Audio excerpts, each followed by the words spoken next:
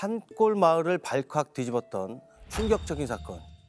때는 지난 2009년 4월 30일 충남 보령의 한 시골 마을에서 노 부부가 방 안에서 숨진 채 발견됩니다. 당시 사망한 남편 김 씨는 80세고요. 아내는 79세로 두 분 다 고령이라 처음엔 노안으로 돌아가신 게 아닐까 생각을 했었는데요. 출동한 형사님들의 눈에 현장이 어딘가 조금 이상했다고 합니다. 문이 활짝 열려 있었는데 방에 불도 켜져 있고요.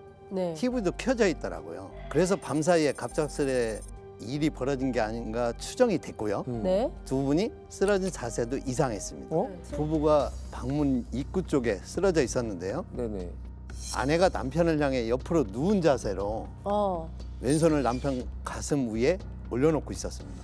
네, 일단 아내분 손이 남편의 가슴이 올려져 있다라고 하는 것은 네. 남편이 먼저 쓰러지고 난 다음에 그 위에 이제 그 다음에 쓰러졌던 흔적을 말하는 거죠. 거의 동시에 아마 쓰러져서 사망을 하신 것 같아요. 아, 그렇게? 네, 맞습니다. 부부가 쓰러진 주변에 물이 담긴 대접이 있었거든요. 그래서 남편이 먼저 쓰러지고 놀란 아내가 급히 물을 떠오다가 아내까지 그 자리에 쓰러진 걸로 추정을 했습니다. 사실 이건 일반적인 상황이 아니죠. 이렇게 이제 외부 개입 없이 한 집안에서 저렇게 두 사람이 거의 동시에 사망할 가능성은 사실 거의 없다고 봐야 됩니다. 게다가 현장을 살피던 형사님들이 결코 가볍게 넘길 수 없는 뭔가가 포착됐다고 해요. 사망한 아내의 입가에 네. 피가 묻어 있더라고요. 돌아가실 때 마지막으로 피를 토한 것으로 보였습니다. 그런데 사건 현장에 몰려온 동네 주민들이 예사롭지 않은 말을 했다고 합니다. 어젯밤에 김 씨 부부네 아랫집 할머니도 갑자기 돌아가셨다고 하더라고요. 아랫집 할머니는 강 씨였는데 화장실 앞에 내복 차림으로 칫솔을 든 채 쓰러져 계셨고요. 남편분이 바로 119에 신고를 했는데 이미 사망한 상태였습니다. 남편분을 만났는데요. 네. 아내 강 씨가 평소 고혈압 약을 복용하고 있어서 병원에서도 고혈압 때문에 사망한 걸로 확인했다고 하더라고요. 거의 세 분이 한날 한시에 돌아가신 상황이었기 때문에 네, 그래서 이제 형사님들이 돌아가신 강 할머니의 남편분에게 어렵게 부검을 요청했다고 합니다. 강하게 거부하시더라고요.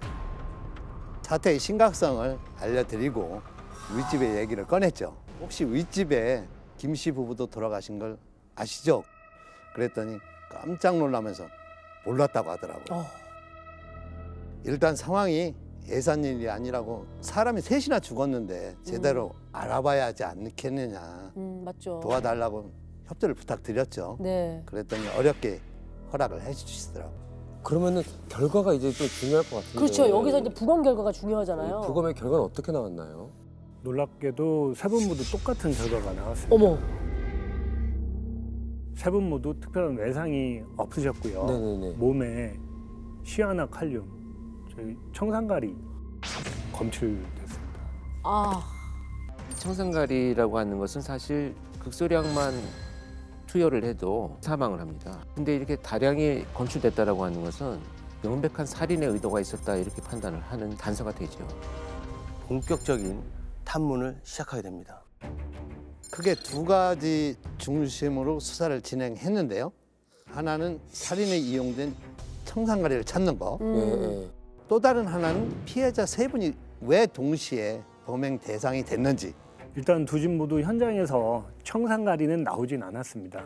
그리고 마을 전체 10가구 정도였고 10가구. 예, 총 16분이 사는 작은 시골 마을이어서 자식들 모두 도시로 떠나고 어르신들끼리 가족보다 더 가깝게 지냈다고 하더라고요. 사망한 날로 추정되는 그날도 마을 어르신들이 관광버스를 대여해서 꽃박람회를 다녀오셨더라고요. 다 같이 좋은 구경하고 온 날 어쩌다 줄초상이 났다며 마을 분들이 굉장히 참담해 하셨습니다. 그러니까요. 꼭 구경하고 왔는데. 당일 드셨던 음식물은 모두 조사했지만 특이점은 없었습니다. 네. 그러다 보니 한 분은 지하수를 식수로 이용하셨는데 혹시 청산가리가 들어있는 건 아닐까 의심해서 물도 잘 마시지 못하셨다고 하더라고요. 그런데 뜻밖의 단서가 발견되면서 수사는 새로운 국면을 맞이하게 됩니다. 사망한 김 씨 부부의 집 아궁이에서 이런 게 발견됩니다. 그건 뭐 그냥 종이 신문지 아닙니까? 나물 캐러 와다가 들려더니 안 계셔서 돌아가며 피로회복제 2개 놓고 가오. 다음에 둘리겠소. 집에 들렸는데 안 계시니까 메모를 남긴 것 같아요. 그렇죠. 네.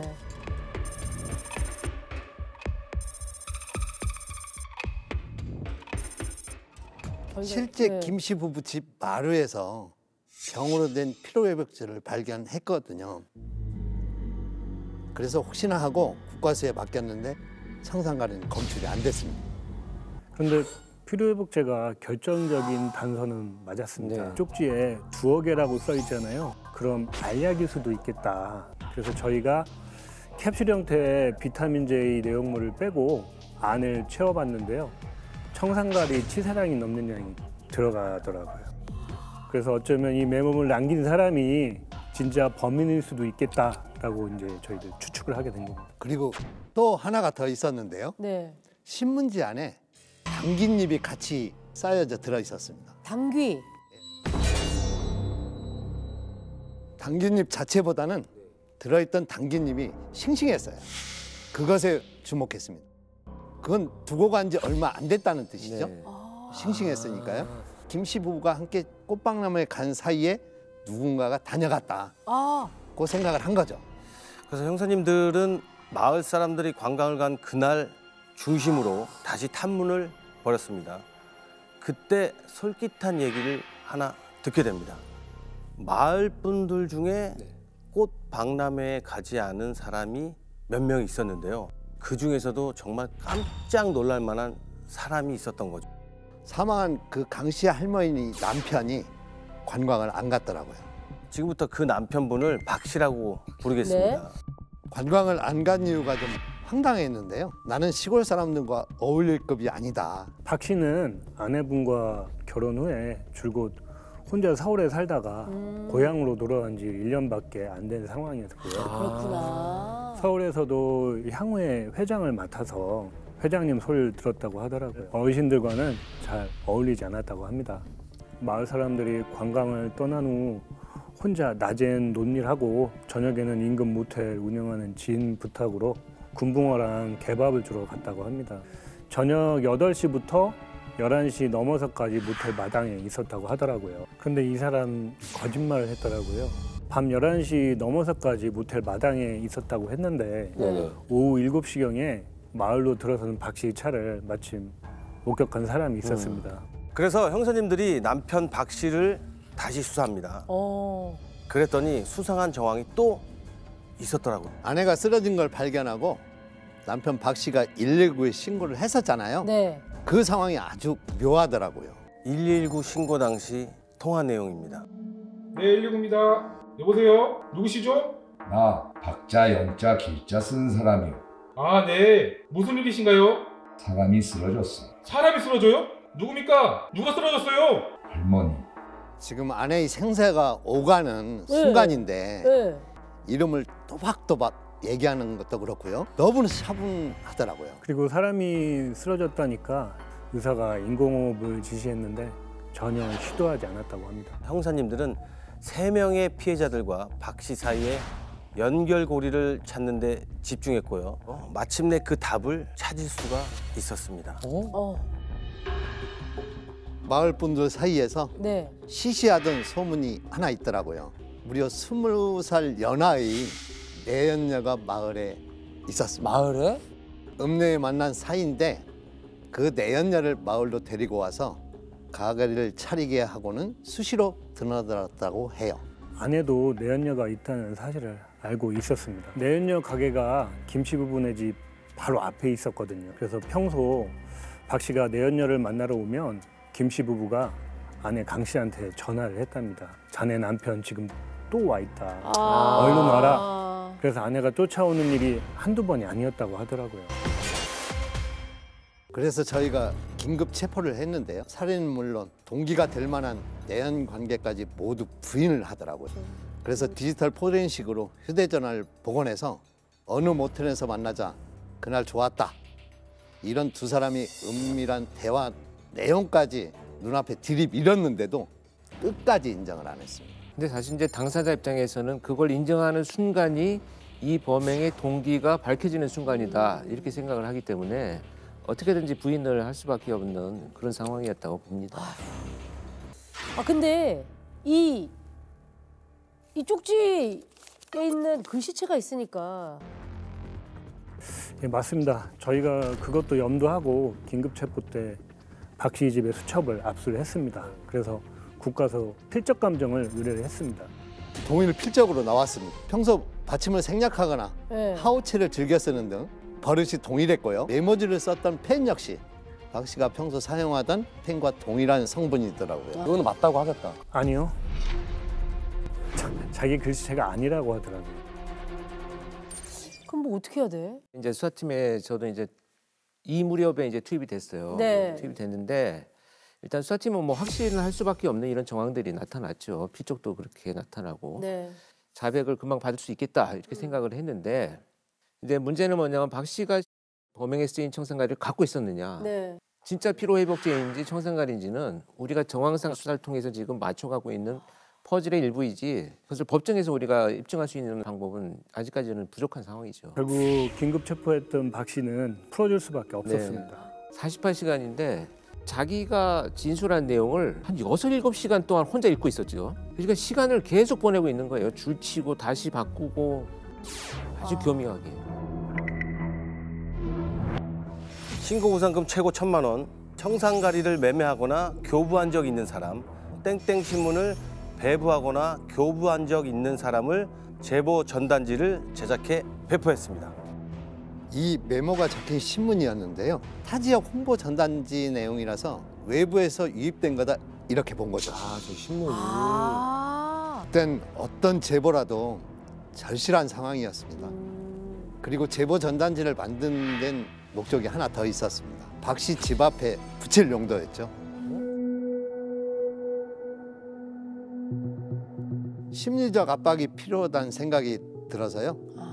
용의자가 집에서 나오면 바로 볼 수 있도록 대문부터 집 앞 골목에 쫙 붙였습니다. 네.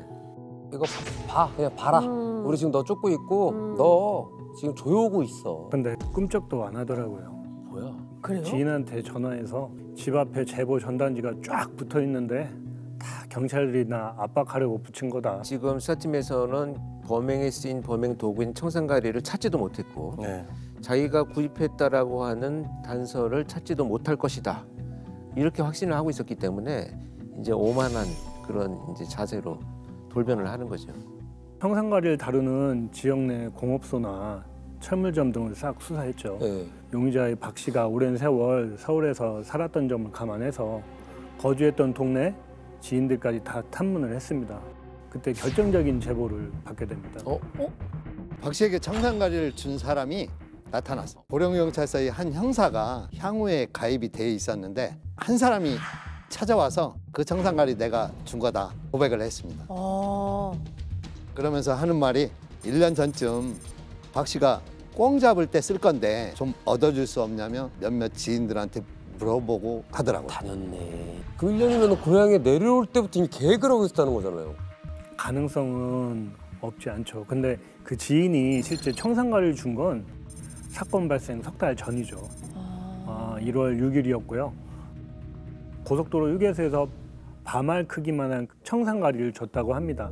수사를 통해서 그날 두 사람이 만난 것도 확인했고요. 동시에 남은 청산가리까지 확보를 할 수 있었습니다. 근데 그 사람은 왜 갑자기 털어놨다고 하는 거예요? 뉴스를 보고 자기 때문에 사람이 죽었을지도 모른다는 생각에 무서웠다고 합니다. 게다가 사건 터지고 일주일쯤 지났을 때 박 씨 지인이라고 어떤 사람이 찾아와서는 절대 전화는 안 된다. 일단 만나서 얘기하자고 해서 만났더니 박 씨가 말하기를 경찰이 연락할 수 있으니 일절 연락하지 마라. 혹시 청산가리에 대해 묻거든 묻는다고 하라고 이렇게까지 얘기했답니다. 참 오래 걸렸습니다. 수사팀 앞에서 당당했던 아니 뻔뻔했던 박 씨를 경찰서로 불러드립니다. 이제는 인정을 할 수밖에 없는 상황. 무슨 조사를 또 받느냐면 화를 내더라고요. 그래서 물었죠. 청산가리 본 적 없습니까? 그랬더니 여전히 본 적도 없고 사용한 적도 없대요. 그래서 다시 물었죠. 그럼 당신한테 청산가리 준 사람을 찾으면 어떻게 되는 겁니까? 그러니까 당당하게 말하더라고요. 그럼 내가 법인일 거다. 어머머머. 바로 얘기했죠. 청산가리 준 사람 찾았다. 그 사람 이름까지 됐는데도 아니라고. 어머. 자기는 절대 모르는 일이라고 딱 잡아대더라. 그리고 진짜 마지막 한 방이 필요했습니다.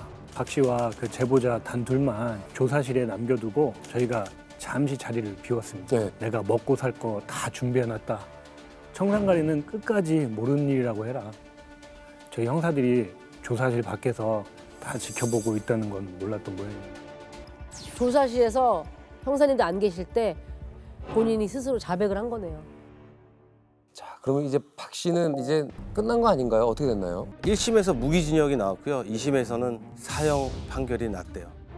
황당히도 3심 대법원에서는 파기환송이 됩니다. 이유가 있을 거 아니에요? 파기환송이 한다는 이유. 청산가리 때문이었습니다. 그 청산가리를 가지고 있던 사람이 최소 16년, 길게는 20에서 30년 된 것이라고 얘기를 한 겁니다.